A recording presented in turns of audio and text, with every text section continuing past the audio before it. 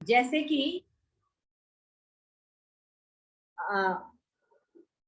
पिछले बार हमने सिर्फ ये देखा था, हर एक दर्शन में जीव क्या है, जगत क्या है, ईश्वर क्या है।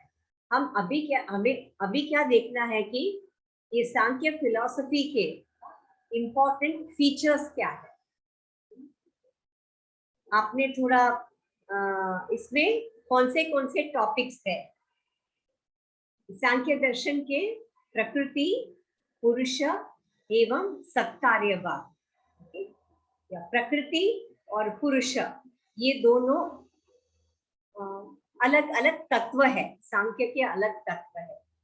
और सत्कार्यवाद, उसमें क्या है, वो थियोरी ऑफ इवोल्यूशन, यानी जगत की उत्पत्ति कैसे हुई, कहाँ से हुई और जगत की उत्पत्ति कैसे हुई। तो ये तीनों चीजें हम कवर करेंगे। ठीक है, आज कोशिश करते हैं जितना हो सके हम इस दोनों टॉपिक को कवर करने की। अदरवाइज सिर्फ प्रकृति में आज करूंगी और पुरुष कल। ओके, तो सबसे पहले ये सांख्य दर्शन। आपने थोड़ा फर्क देखा होगा, पिछले बार पीपीटी इंग्लिश में था और मैं इंग्लिश में समझा रही थी। इस बार मैंने पीपीटी हिंदी में भी बना लिया और हिंदी में ही समझाऊंगी। ओके, आपके साथ साथ मैं भी ग्रो हो रही हूँ। ओके, तो सांख्य दर्शन है, ये भारतीय दर्शनों में से सबसे प्राचीन दर्शन है। अब फिलॉसफी में ये दर्शन, हमारे भारतीय फिलॉसफी या दर्शन ऐसा होता है, ये बिल्कुल क्या कहते हैं, गणित की तरह होता है। गणित में क्या होता है, या तो सही है या गलत है, ये बिल्कुल वैसा ही है। तो गणित में भी हम प्रमाण देते हैं, जैसे ज्योमेट्री, आपने क्लास 10वीं कक्षा में देखा होगा कि कैसे हम प्रूफ करते थे। ठीक उसी तरह ये भी है सांख्य। हर एक जब हम शब्द बोलते हैं उसका प्रमाण देना पड़ता है। अभी जैसे कि मैंने कहा, भारतीय दर्शन में से सांख्य सबसे प्राचीन माना जाता है। ठीक है, अभी कैसे अब हमें पता चलेगा और किसने लिखा है इस दर्शना को? कपिल महर्षि कपिल मुनि ने ये इस दर्शन को लिखा है। ठीक है, अभी सबसे प्राचीन हम इसीलिए बोल सकते हैं, देखिए हर एक वर्ड का, हर एक शब्द का प्रमाण देना है इसमें, क्योंकि ये सांख्य शब्द जैसे कठोपनिषद, श्वेताश्वर उपनिषद में आया हुआ है। ठीक है, अब और भगवत गीता में भी ये शब्द आया हुआ है। अच्छा, अब मान लीजिए ये सांख्य शब्द उपनिषद में आया हुआ है, तो हाँ आप सोच सकते हैं, आप इमेजिन कर सकते हैं कि उपनिषद कितने पुरानी है, कितनी प्राचीन है, राइट? अच्छा, आपको याद है क्या उपनिषद श्रुति है कि स्मृति है? किसी को याद है? हमने पिछले सेमेस्टर में सीखा था, श्रुति है कि स्मृति है उपनिषद? उपनिषद श्रुति है। Yes, thank you very much. वो एक श्रुति है, तो हम सोच सकते हैं कि ये कितना प्राचीन है, और फिर हम ऐसा अनुमान लगा सकते हैं कि कपिल महर्षि उसके भी पूर्व आए होंगे, ऐसा हम अनुमान लगा सकते हैं। अदरवाइज ये सांख्य शब्द आया कैसे इस उपनिषद में, ऐसे। ठीक है, अब दूसरा थियरी ये है मनुस्मृति। आपको मनु कौन है, सबको पता है? Do you know who is Manu? ठीक है, मैं बताती हूँ। मनु जो है ब्रह्मा जी के पुत्र है, और उनको ये उत्तरदायित्व दिया गया था कि भूमि में जाके लाइफ शुरू करना है। ओके, लाइफ शुरू करना है, ऐसे करके उनको ये उत्तरदायित्व दिया था। जब वो नीचे पृथ्वी में आए, तो उनका पुत्र है, उनके पुत्र का नाम है कर्मा ऋषि। ये कर्मा ऋषि के जो पुत्र है, ये है कपिल महर्षि। ठीक है, तो हम किसी दर्शन के बारे में सीखते हैं, मतलब जानते हैं, तो हमें पता होना चाहिए कि किसने लिखा है और वो कहाँ से आए हैं, ठीक है। और ये जो हमारे भारत देश के दो नदियां हैं, हाँ, एक है सरस्वती नदी और दूसरा है दृष्टवती नदी, ओके। इन दोनों नदियों के बीच में, ये दोनों नदियां हिमालय से आती हैं, ठीक है, और इन दोनों नदियों के बिल्कुल बीचों बीच एक देश है, ओके। उस देश का नाम है ब्रह्मावर्त। हाँ, ये सब छोटे छोटे पॉइंट्स आप नोट कर सकते हैं, नहीं तो मैं ये नोट्स आपको भेज दूंगी, ओके। ब्रह्मावर्त उस देश का नाम है। तो वहां पे कपिल महर्षि का जन्म हुआ, ठीक है। ये मनुस्मृति में लिखा गया है। जैसे मैंने कहा, हर एक शब्द का, हर एक वाक्य का हमें प्रमाण देना पड़ता है, बिल्कुल गणित की तरह। गणित में जैसे हम प्रमाण देते हैं वैसे ही हमें प्रमाण देना है, ठीक है। और ये भी कहा गया है कि ग्रंथ में ये जो महर्षि, ये कपिला महर्षि कपिला मुनि है, ये विष्णु जी के अवतार है, ओके। ऐसे कैसे पता चला कि विष्णु जी के अवतार है? वो जो जी श्री शास्त्री जी है, जिन्होंने, जैसे कोई भी दर्शन है, या सांख्य दर्शन, योग दर्शन, कोई भी दर्शन लीजिए, सबसे पहले उसकी रचना करने वाला होता है, ठीक है। अच्छा, वो रचना करने वाला रचना करके चले जाता है, और उसके बाद में उसके पीछे जितने भी विद्वान आते हैं वो उसके ऊपर भाष्य लिखते हैं, तो उनको भाष्यकार कहा जाता है, ठीक है। फॉर एग्जाम्पल, जैसे योग दर्शन हम सीखते हैं, तो एमए में हम कौन से भाष्य सीखते हैं? व्यास भाष्य। व्यास मुनि ने जो पतंजलि सूत्र के ऊपर भाष्य लिखा है, उस भाष्य को हम महत्व देते हैं और सीखते हैं। हाँ, ऐसे भी विद्वान हैं जो भाष्य के ऊपर भी कमेंट्री देते हैं, तो उसको टीका बोलते हैं। तो ये तीन चीजें याद रखिए। सबसे पहले दर्शन को रचना करने वाला, फिर दूसरा है भाष्यकार, रचना करने के बाद उस रचने के ऊपर विद्वान अपना भाष्य देते हैं, अपना कमेंट्री। जैसे कि आदि शंकराचार्य, कितने जो मेन उपनिषद, मुख्य उपनिषद है, 10 उपनिषद है, उसके ऊपर उन्होंने भाष्य दिया है। उपनिषद उन्होंने नहीं लिखा है, उपनिषद के ऊपर भाष्य लिखा है उन्होंने। और ऐसे कितने विद्वान हैं उस भाष्य के ऊपर टीका करते हैं। हर दर्शन में होता है, ठीक उसी तरह इस दर्शन में भी रचनाकार है महर्षि कपिल मुनि, और उसके पीछे उसको भाष्य करने वाले बहुत है, जैसे ईश्वर कृष्ण है, वो सबसे फेमस है। और दूसरे हैं शास्त्री जी, उन्होंने बताया है सांख्य रूपेण संकल्पो वैष्णव कपिला दृशेहि उदितो यादृश पूर्व तादृशं शृणु एकिलम, ओके। षष्ठी वेदम स्मृतम तंत्रम सांख्यम नाम महामुनेः प्राकृतम वैकृतम वेति मंडले द्वे समासतः। मतलब इन्होंने ऐसे बताया है, प्राचीन काल में विष्णु जी ने संकल्प लिया था कि सांख्य का जो ज्ञान है सबको बांटना है, तो उन्होंने वो संकल्प करके कपिल मुनि को ये दायित्व दिया है। अच्छा, ऐसे एक दो ग्रंथ है जिसमें ऐसे लिखा गया है, ये जो कपिल मुनि है, जैसे कि महाविष्णु ने संकल्प लेके इनको भेजा है, यही कपिल मुनि आदिशेष के अवतार है, ऐसे बताया गया है इसमें शास्त्र में। इसीलिए हम बता सकते हैं कि ये जो कपिल मुनि है महाविष्णु जी के संकल्प लेने के बाद में आए हैं, और उनको ये दायित्व दिया गया था कि सांख्य का जो ज्ञान है सबको बांटना है, सबको सिखाना है। ठीक है, अभी जो मैं बता रही हूँ सांख्य दर्शन के प्रस्तावना है, इंट्रोडक्शन है।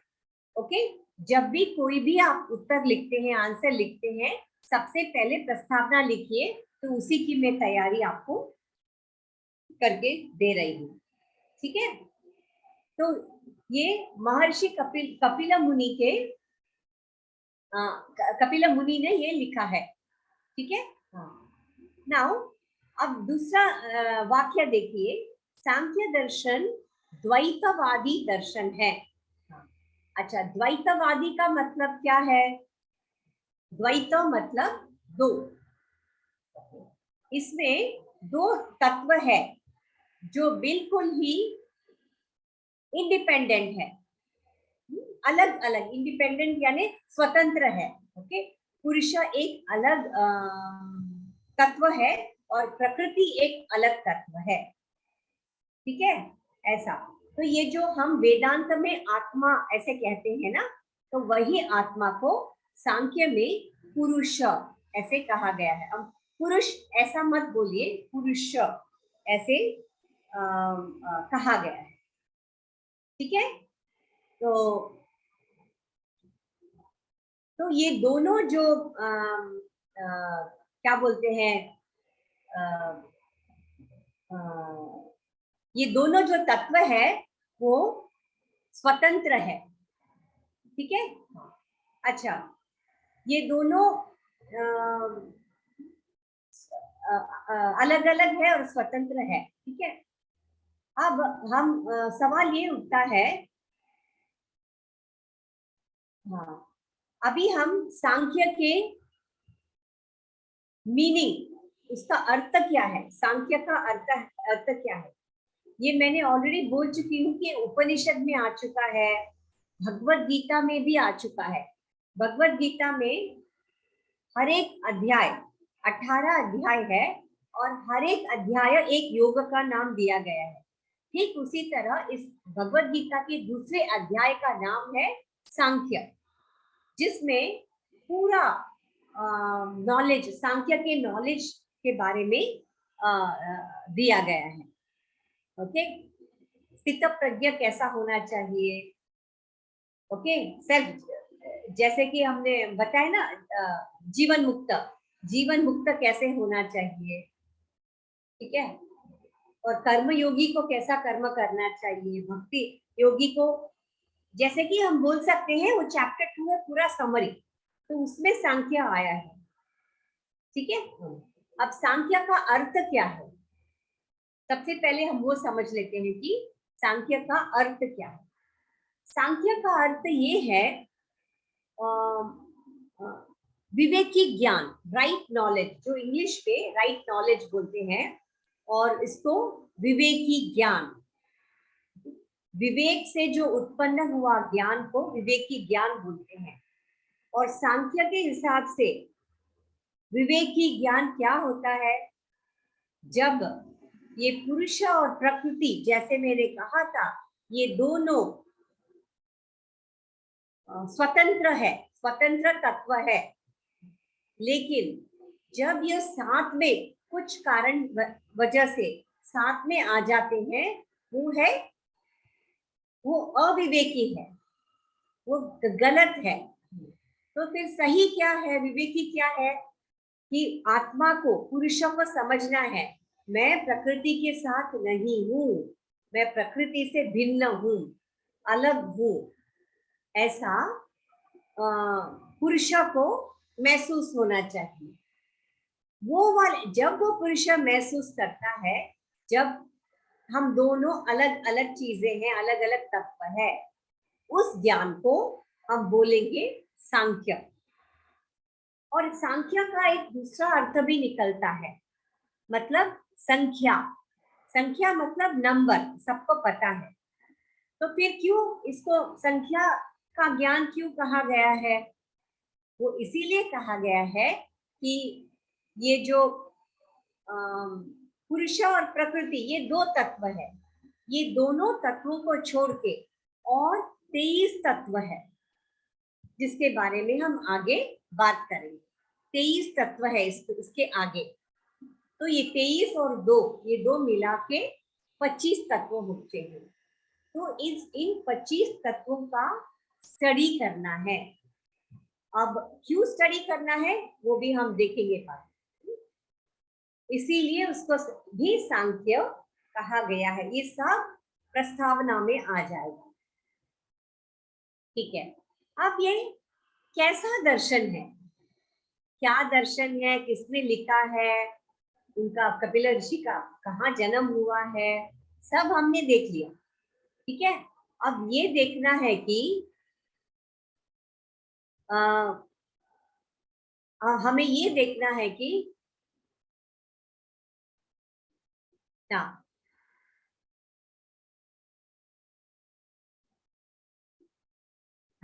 हमें ये देखना है कि प्रकृति क्या है और पुरुष क्या है। ओके, ये दोनों अलग अलग चीजें हैं, वो हमें अभी देखना है। अब ये प्रकृति जो है ये त्रिगुणात्मक है और अचेतन है। ठीक है, त्रिगुणात्मक है और अचेतन है। अच्छा, अब वो बोलने से पहले हम थोड़ा और देख लेते हैं कि सांख्य में कपिल ऋषि ने तो लिखा है, उसमें कितने अध्याय है, कितने सूत्रास है, वो हम देख लेते हैं। ठीक है। अब इसमें 6 अध्याय है। ठीक है, 6 अध्याय है और हर एक अध्याय में कुल मिला के कितने सूत्रास है? 526 सूत्रास है। ओके, 526 सूत्रास मतलब 526 सूत्र है। अच्छा, यहाँ सही ज्ञान मैंने ऑलरेडी बता दिया है। सही ज्ञान क्या है वो मैंने आपको बता दिया। ये 526 सूत्र में उसके शुरुआत ही, ओके, शुरुआत ही कैसे हुआ है? सबसे पहला सूत्र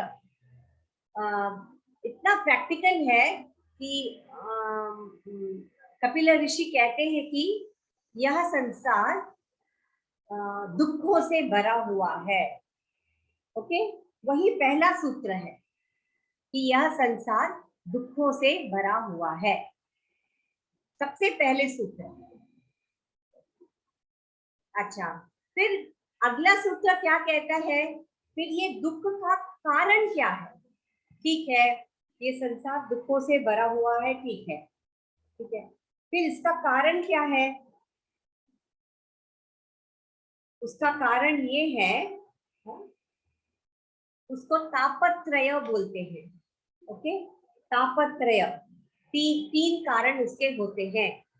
वो ये है, वो है आदि भौतिक, आदि दैविक और आध्यात्मिक। वो कारण भी बताते हैं।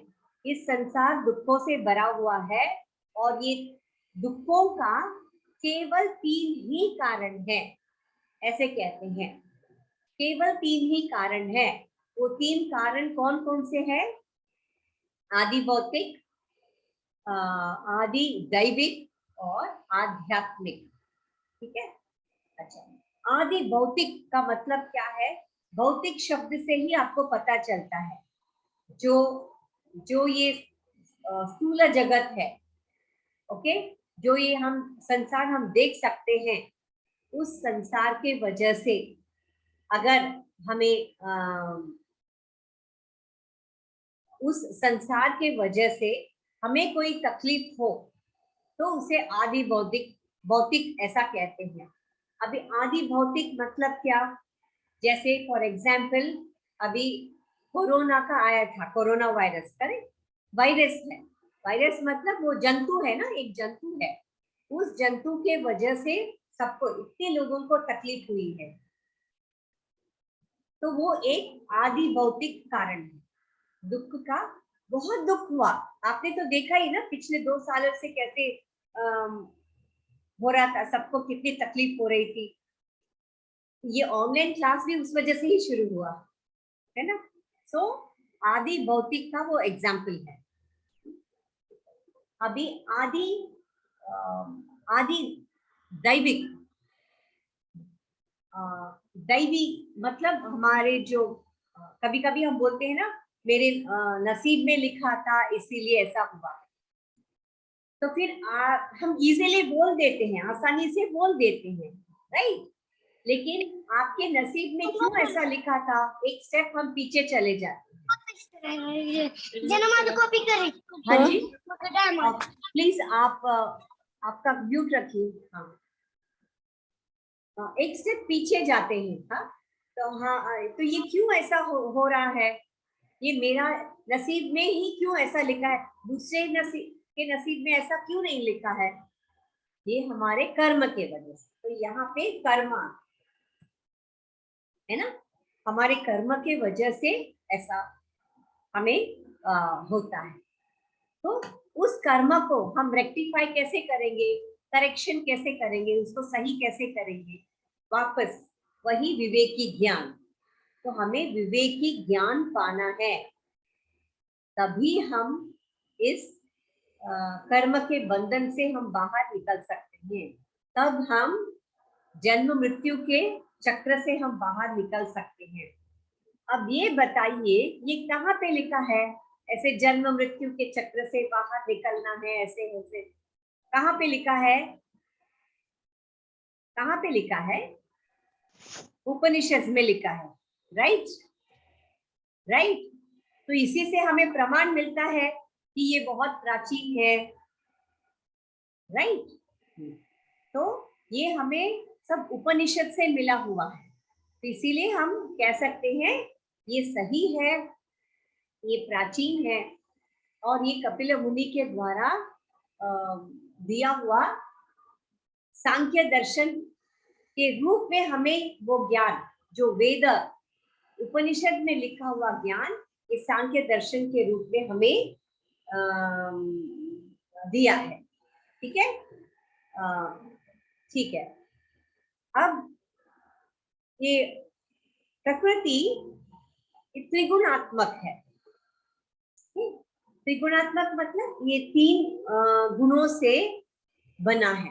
प्रकृति त्रिगुणात्मक, ये 3 गुणों से बना है। ये 3 गुण कौन से हैं, ये भी शायद आपको पता होगा। सत्व, रजस, यस तमस, यस, वेरी गुड। सत्व, रजस और तमस, ये तीनों गुणों से बना हुआ है। अच्छा, फिर ये मैं पूछती हूँ, अगेन आपको पूछना है बार बार, तो कैसे पता है ये 3 गुणों से बना हुआ है? उसके लिए एक एग्जाम्पल उन्होंने दिया, उदाहरण दिया है हमें समझने के लिए। एक उदाहरण दिया है। वो उदाहरण ऐसा है कि एक रस्सी लीजिए, एक मोटा सा रस्सी है। वो रस्सी 3 थ्रेड से बना हुआ है, एक मोटा रस्सी, जैसे कि बालों की चोटी होती है ना, वैसे 3 पतली पतली रस्सी लेके एक मोटा रस्सी बना है। ठीक है, वो 3 पतले पतले रस्सी कौन से है जिससे वो चोटी बनती है? वही है, एक पतली रस्सी है सत्व, दूसरी है रजस, तीसरा है तमस। ठीक है, ये तीनों गुणों से वो बना हुआ है, और वो जो तीनों मिलाकर के जो मोटी रस्सी बनी है, उसको हम प्रकृति कहते हैं। अभी समझ में आ गया प्रकृति किसको कहते हैं, मतलब कंपेयर करके बता रही हूँ। ठीक है, हाँ। तो इसीलिए वो प्रकृति जो है, जो मोटा रस्सी है, वो 3 गुणों से बना है। अच्छा, जब हम चोटी लगाते हैं तब तीनों से ही हम चोटी बनाते हैं ना, 3 ऐसे बालों का डिवीजन लेके हम चोटी बनाते हैं, पर 3 में से वो 2 ही दिखता है। फिर तीसरा कहाँ गया? बनाने के बाद तो 2 ही दिखता है ना। वो तीसरा वाला है, वही है रजस, वो हमेशा छुपा हुआ रहता है। उसका काम क्या है? कोई भी कार्य को गति देना। जब कोई कार्य करना है उसके लिए गति चाहिए, मूवमेंट चाहिए, मोशन चाहिए, है ना? तो वो ये जो तीसरा है जो दिखाई नहीं देता है वो गति देने का काम करता है। अब ये जो तीनों गुण है, सत्व मतलब जैसे योगी और ऋषि मुनि जैसा एकदम शांत रहना, हमेशा ध्यान में रहना, हमेशा कैसे रहना है? जीवन मुक्त जैसा रहना है, जीवन मुक्त जैसा रहना है। ओके, स्थित प्रज्ञा, गीता भगवत गीता में स्थित प्रज्ञा उनके जैसा रहना है, ठीक है? उसको सत्व गुण बोलते हैं, ठीक है? और रजोगुण मतलब जैसे हम और आप, जैसे छोटे बच्चे रहते हैं, बहुत ही चंचल रहते हैं, एक्टिविटी एक्टिव हमेशा। हमारे केस में क्या है, हम एक्टिविटी अगर नहीं भी करते हैं तो भी हमारे दिमाग में हाई स्पीड में विचार चलता रहता है, चलता रहता है, उसे हम रोक नहीं पाते हैं। इसका मतलब है रजोगुण। और तमोगुण का क्वालिटी क्या है? मेन क्वालिटी तमोगुण का ये मेन क्वालिटी है, उसका गुण ये है मतलब ऐसे ही पड़े रहना, कोई भी एक्टिविटी नहीं करना है, ऐसे ही पड़े रहना है, ऐसे ही बैठ के डे ड्रीमिंग करना है, दिन में सपने देखना है, मैं ये कर दूंगा, मैं वो कर दूंगा, लेकिन एक्शन आया तो वो कुछ नहीं करता है। Okay, when it comes to action he will not do anything, वो कुछ नहीं करेगा। ओके, ये है तमोगुण। ये प्रकृति ये तीनों गुणों से बना हुआ है। जैसे वो मोटी रस्सी है जिसमें सिर्फ दो दिखता है और तीसरा गति देता है, वो, ठीक है? ये हो गया, ये तीनों गुण, प्रकृति इन तीनों गुणों से बना हुआ है। अभी मैं ये पूछती हूँ कि ये प्रकृति को मूल मूल भी कहा जाता है। उसको मूल क्यों बोलते हैं? प्रकृति को मूल इसीलिए हम बोलते हैं कि वो इस जो स्थूल जगत जो अभी आप देख रहे हैं, हम और आप देख रहे हैं, इस स्थूल जगत, इस स्थूल जगत का वो मूल कारण है, ठीक है? इसीलिए हम उस प्रकृति को मूल कहते हैं, ठीक है? ये भी नाम आप लिख सकते हैं कि ये अलग अलग नामों से प्रकृति को बोला जाता है। अच्छा, प्रकृति को अव्यक्त भी कहते हैं। प्रकृति को अव्यक्त क्यों कहते हैं? क्योंकि वो दिखाई नहीं देता है। फिर हम बोल सकते हैं, ऐसा आप पूछना है, अगर दिखाई नहीं देता है तो फिर हमको पता कैसे चलेगा कि ये प्रकृति है? ये प्रश्न, ये फिलॉसफी में, दर्शन में ऐसे ही प्रश्न पूछते पूछते पूछते पूछते लास्ट तक हमें जाना, सॉल्यूशन, हमें जो उत्तर चाहिए उत्तर तक जाना चाहिए, ठीक है? तो हम अव्यक्त दिखाई नहीं देता है तो फिर हम उसे फिर प्रकृति क्यों कहते हैं, उसे क्यों मूल कहते हैं? क्योंकि हमें उसके जो इवोल्यूट्स है, मतलब उससे जो उत्पन्न हुए जो तत्व है वो हम आंखों को दिखता है। वो कौन से तत्व है जो प्रकृति से उत्पन्न हुए? कौन से तत्व है? सबसे पहले प्रकृति से महत बुद्धि निकलता है, ठीक है? महत बुद्धि। अच्छा, ये महत बुद्धि जो है, महत, उसका एक छोटा सा अंश हमारे अंदर है, सबके अंदर, सब मनुष्यों के अंदर, ये जो यूनिवर्सल कॉन्शियसनेस ऐसे कहते हैं, महत बुद्धि, कॉस्मिक, उसमें से एक छोटा छोटा अंश हम सबके अंदर है। इसीलिए हम सोच सकते हैं, फील कर सकते हैं। अदरवाइज आंखें है, हाथ है, पैर है, हाथ पैर काम नहीं करते हैं, आंखें दिखता नहीं है, क्यों? क्योंकि वो पावर नहीं है, ठीक है? तो उसके जो प्रकृति से जो उत्पन्न हुए जो तत्व है वो आंखों को दिखाई देता है। इसीलिए हम कह सकते हैं कि ये मूल प्रकृति ही इस जगत का मूल कारण है। और वो भी एक एफिशिएंट कॉज है। एफिशिएंट कॉज मतलब जैसे आप सोचिए, प्रकृति दिखता नहीं है, राइट, तो भी हम बोलते हैं कि प्रकृति है। मैं एक छोटा सा एग्जाम्पल देती हूँ, आप सोचिए जरा, जब हम आम का बीज लेते हैं, हमें ये भी कल्पना नहीं होगा कि इस छोटे से बीज से इतना बड़ा पेड़ निकलेगा। किसको पता है कि इतना बड़ा पेड़ वृक्ष 4 साल 5 साल के बाद निकलता है? वो कैसे निकला? कैसे निकला? वो ऐसे ही नहीं निकलता है ना, वो इसीलिए निकला, वो ऑलरेडी पोटेंशियल फॉर्म यानी अणु, आपको मालूम है ना, परमाणु अणु, वो उस साइज में बीज के अंदर ऑलरेडी स्थित है।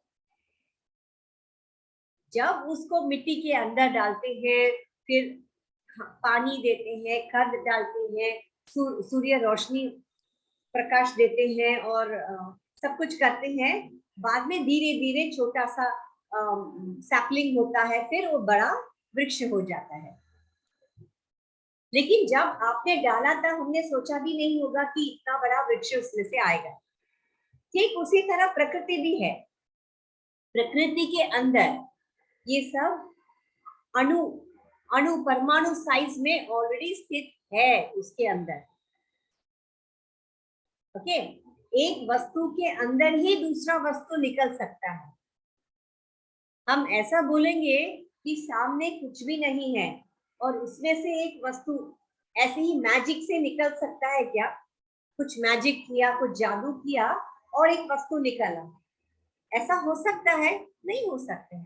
ऑलरेडी वो वस्तु है और उस वस्तु में से दूसरे वस्तु, तो इसीलिए हमको ये मानना ही पड़ेगा कि प्रकृति है, मूल प्रकृति है और उसके अंदर अणु के साइज में ये क्या बोलते हैं, महत बुद्धि, अहंकार, ठीक है, ये सब ऑलरेडी उसमें से था, उसमें मौजूद है।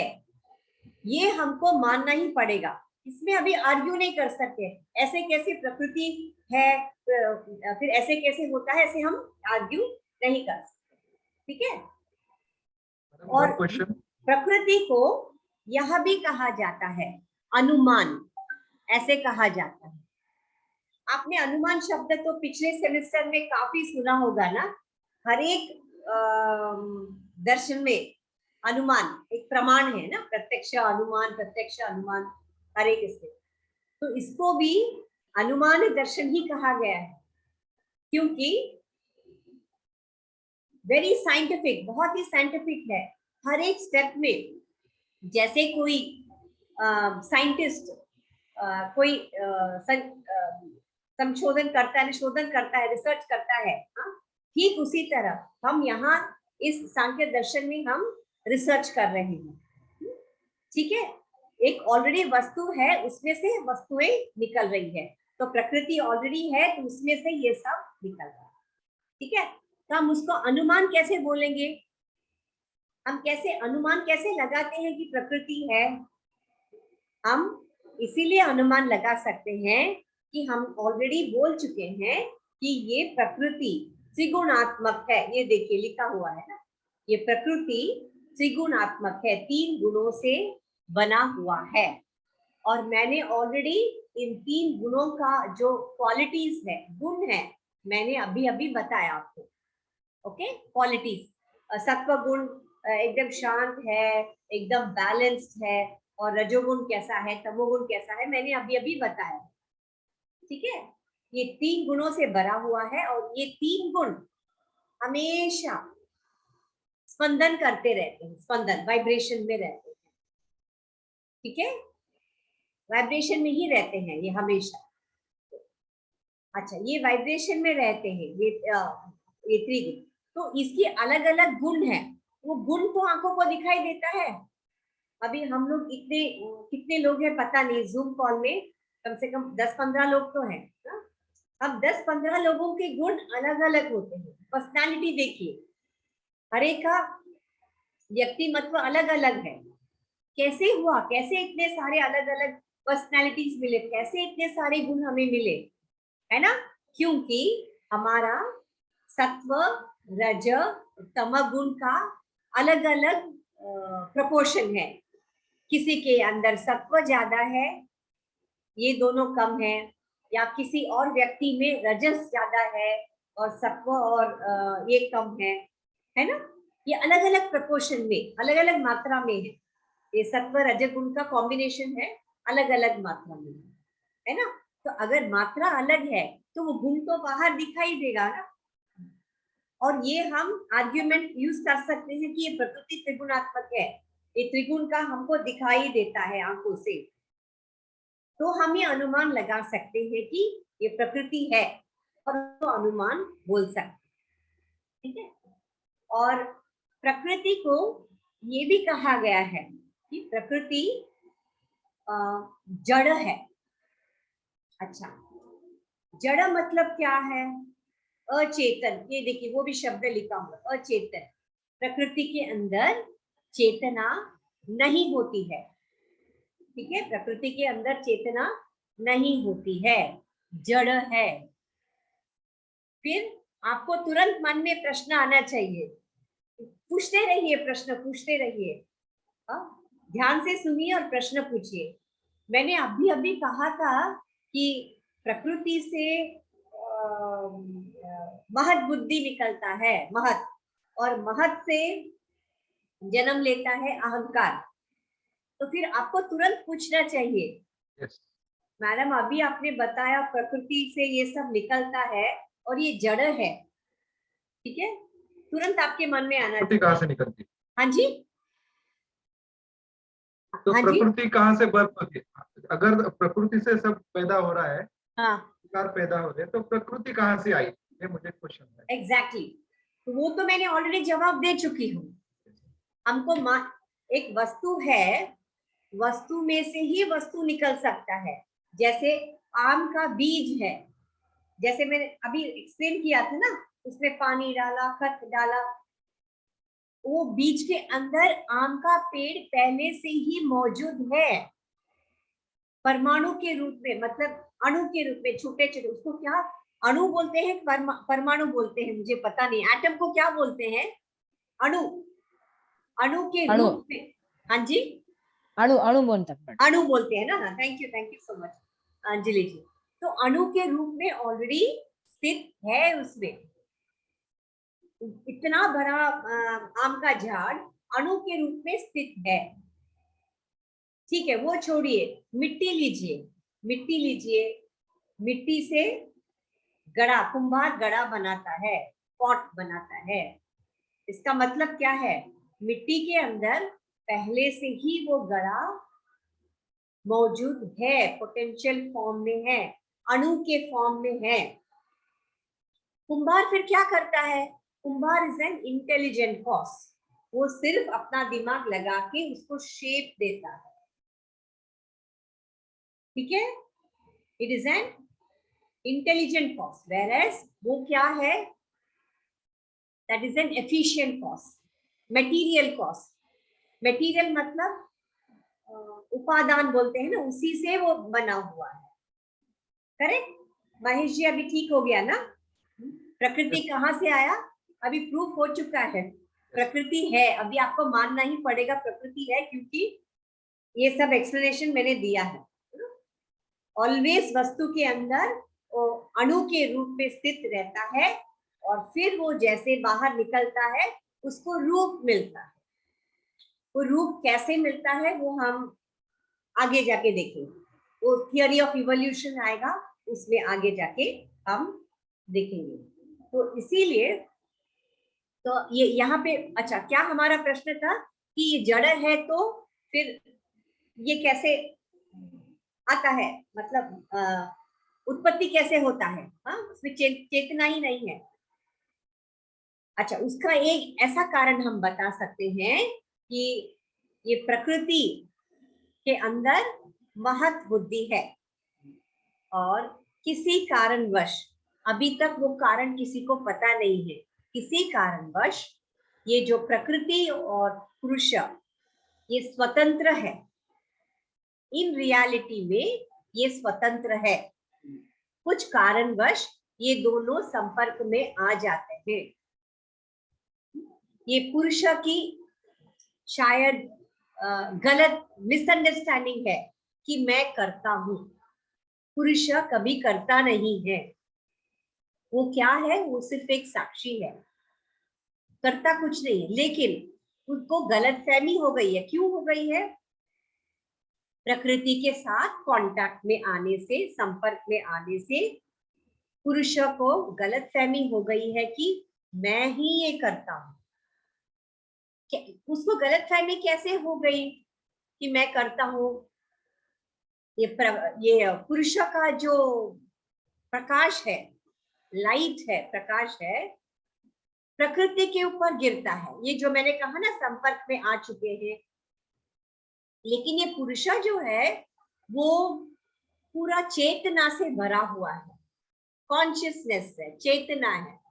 तो इसके अंदर जो लाइट, ये प्रकृति का जो मैंने कहा ना महत, प्रकृति से निकला हुआ जो महत बुद्धि है, उसके ऊपर पड़ता है।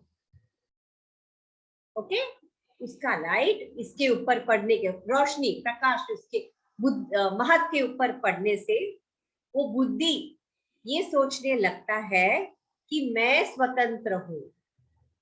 प्रकृति और पुरुष स्वतंत्र है, पर ये क्या होता है, ये बुद्धि ये समझता है, सोचता है कि मैं स्वतंत्र हूं, मैं ही सोचता हूं, मैं ही सब कुछ करता हूं। Whereas प्रकृति क्या है? जड़ है, वो जड़ तत्व है।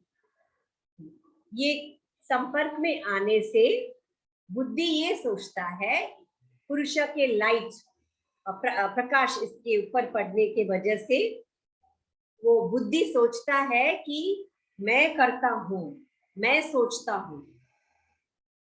ये पुरुष के कॉन्शियसनेस के बिना, पुरुष के चेतना के बिना प्रकृति कुछ भी नहीं कर सकती है,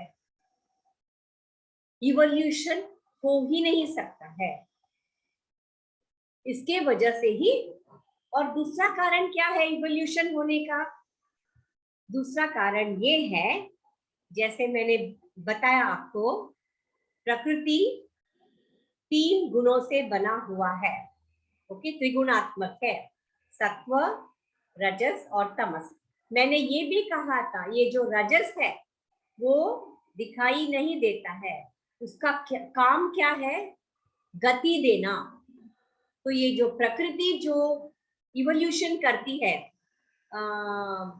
बुद्धि, अहंकार, फिर कर्मेंद्रिय, ज्ञानेंद्रिय, ये सब जब निकलता है ना बाहर, जब निकलता है उसमें इस रजोगुण की आवश्यकता है। ठीक है, गति के बिना, ठीक है, ये तीनों वाइब्रेशन स्पंदन की स्थिति में ही है हमेशा। ठीक है, इसीलिए स्पंदन की स्थिति में क्यों है? ये रजोगुण के वजह से, इसीलिए ये इवोल्यूशन होता है। आप पूछ सकते हैं ना, फिर इवोल्यूशन कैसे हुआ, अगर मूवमेंट इसको कैसे मिला? ये रजोगुण के वजह से उसको मूवमेंट मिला और ये इवोल्यूशन स्टार्ट हुआ। हाँ, सबसे पहले क्या आया? सबसे पहले आया महत बुद्धि।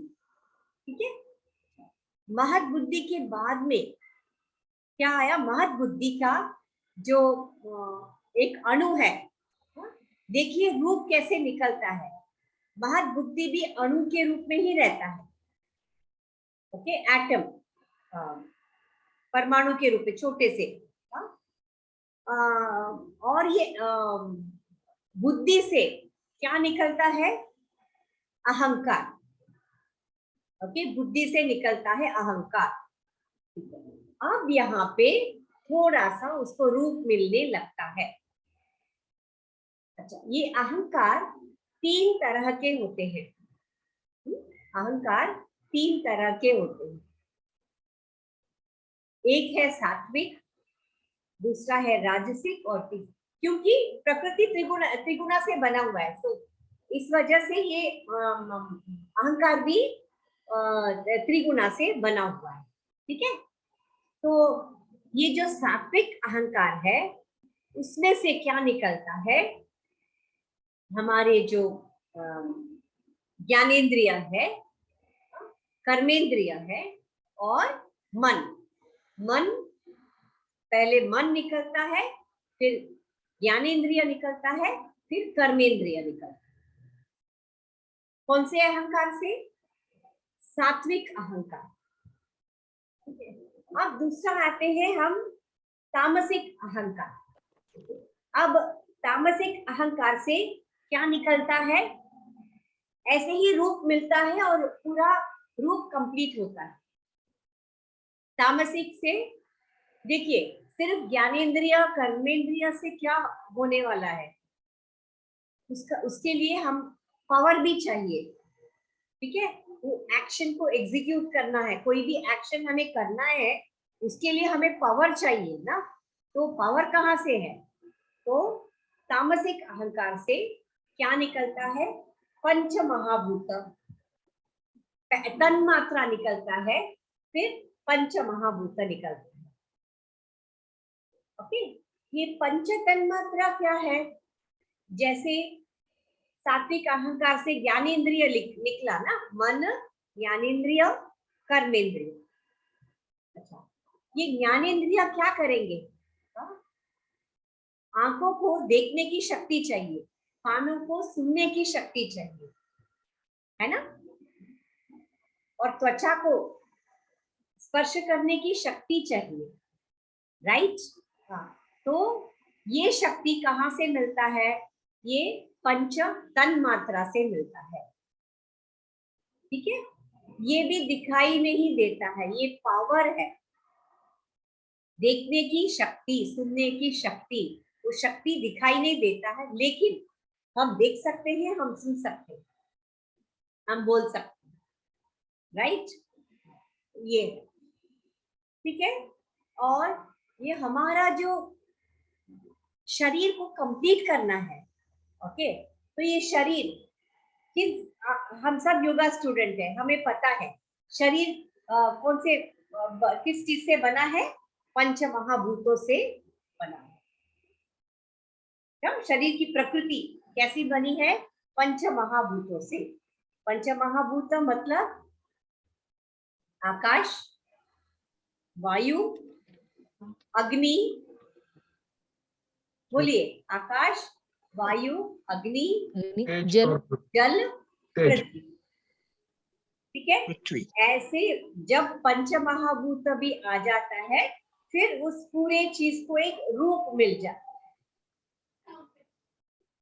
ठीक है, तो ऐसे होता है, प्रकृति से इवोल्यूशन ऐसे होता है। लेकिन जैसे मैंने कहा था, इवोल्यूशन हुआ ही क्यों? क्योंकि पुरुष किसी कारणवश प्रकृति के संपर्क में आ जाते हैं।